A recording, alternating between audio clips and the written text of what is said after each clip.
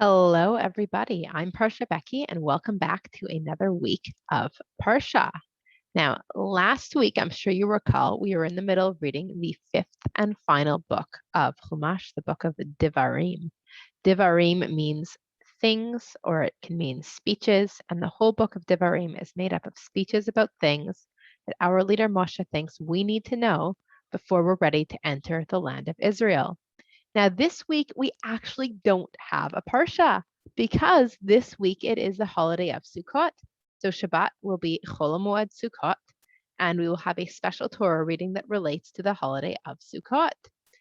But we have a Parsha to learn anyway because there is one Parsha in the Torah that never gets a Shabbat.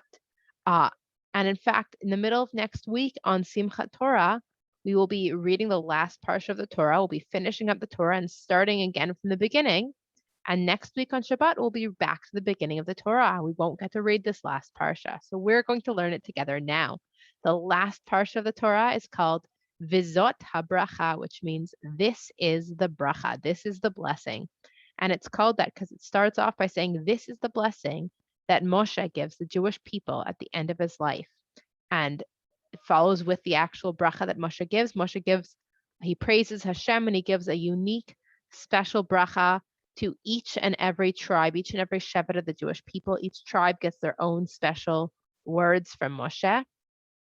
And after Moshe has finished giving every tribe a special bracha, Moshe climbs up the mountain Har Nevo, the mountain that named Nevo. And from the top of the mountain, Moshe can see the entire land of Israel. He's not going to get to go into Israel, but he has the most amazing view. He sees everything in Israel. And that is the end of Moshe's life. Moshe dies, he passes away, and Moshe is buried in a valley near the mountain by Hashem. So no human being in the world knows where Moshe is buried. Moshe lived to be 120 years old. And even though that's super old, his eyesight was totally clear throughout the end of his life. He didn't even need glasses. And he was full of energy. He hadn't lost his strength or his energy. And the Jewish people stay there and mourn for Moshe for 30 days. And after Moshe's former assistant Yehoshua becomes the next leader. Yehoshua is going to lead the Jewish people back into our home of Israel. And the Torah ends by reminding us that there was never again a leader like Moshe who had such a close and special relationship with God. Moshe was absolutely unique and special.